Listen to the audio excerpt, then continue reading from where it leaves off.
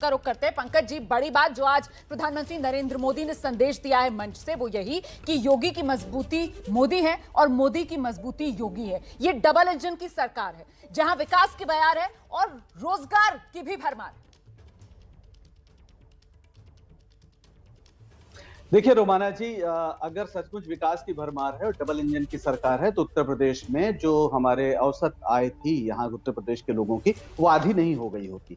वो जेवर में जिन किसानों की जमीन ली गई वो मुआवजे के लिए तड़प नहीं रहे होते और वहीं पर तंबू के नीचे, खुले आसमान के नीचे रहने को मजबूर नहीं हुए होते, जहां इतना बड़ा जश्न मनाया गया। ये एक अश्लील कार्यक्रम था, माफ करिएगा। 700 किसान मारे गए हैं, थोड़ी ही दूर पर पूरे उनके घरों में अंधेरा है। उन किसानों की याद में कम से कम इस कार्यक्रम की भव्यता को तो कम कर लेते।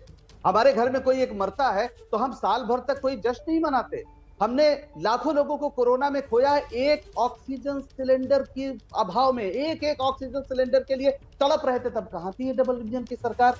आपने सर्वेश्वर दयाल सक्सेना की वो मशहूर कविता जरूर सुनी होगी कि अगर तुम्हारे एक कमरे में लाश पड़ी हो तो क्या तुम दूसरे कमरे में जश्न मना सकते हो? इतना असंवेदनशील सरकार इस देश में कोई नहीं हो सकती। और काश ये भी बता देते कि ये कौन से पूंजीपति को बेचा जाएगा। आप जो है आज सत्ता में बीजेपी है उसको कटघरे में खड़ा कर रहे हैं, लेकिन मुझे लगता है जल्दी से बीएसपी के प्रवक्ता फैजान खान भी इस वक्त हमारे साथ मौजूद है, जरा उनसे भी एक रिएक्शन ले देते हैं। फैजान खान साहब, लेकिन प्रधानमंत्री नरेंद्र मोदी जब मंच पर आते हैं तो वो कटघरे में पिछली सरकारों को खड़ा करते हैं। प्रधानमंत्री नरेंद्र मोदी जब मंच पर आते हैं तो वो कहते हैं पिछली सरकारें थी जिन्होंने अंधकार और अभाव में उत्तर प्रदेश को धकेला था, जिन्होंने उत्तर प्रदेश के सपनों को कुचला था, और आज के योगी सरकार में उन्हीं सपनों को पंख मिल रहे हैं, उड़ान भरती हुई नजर आ रही है विकास की रफ्तार।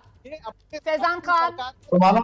रोमाना आप सबको पता है, जितने पैनलिस्ट यहाँ बैठे हुए हैं, और आपको भी मैं ये बात बता दूं, आपने भी अपने चैनलों पे उस बार भी दिखाया था कि बहुजन समाज पार्टी के वक्त ही जो आज गौतम बुद्ध नगर के जिले में जेवर इंटरनेशनल एयरपोर्ट की बात ये कर रहे हैं, वो सारे रूपरेखा हमारे वक्त में पूर्ण रूप से पूरी तैयारी के साथ करके, और ना ही जेवर इंटरनेशनल एयरपोर्ट बल्कि साथ में गंगा आर्टलैंड एक्सप्रेसवे जो है, जो भारतीय जनता पार्टी कह रही है, वो सब की रूपरेखा तैयार करके पूरी तैयारी के साथ हमने यूपीए गवर्नमेंट को सौंपी थी, जिसपे उन्होंने अड़ंगा लगा दिया और हमारे प्रोजेक्ट को नहीं करना दिया। हमारा रोमाना अभी सीधा सवाल इनसे ये है कि हमारी सरकार 2022 के बाद अगर रिपीट नहीं की तो 5 साल समाजवादी रही, 5 साल भारतीय जनता पार्टी को होने को आई है, 10 साल इन प्रोजेक्ट्स को रोका रखा गया और उत्तर प्रदेश के विकास और रोजगार को रोका रखा गया। मैं पूछता हूं भारतीय जनता पार्टी से, क्योंकि समाजवादी पार्टी ने तो काम नहीं किया, लेकिन भारतीय जनता पार्टी जब चुनाव आया उत्तर प्रदेश का 2022 में,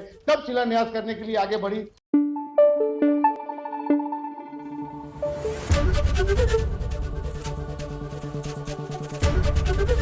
एबीपी न्यूज आपको रखे आगे।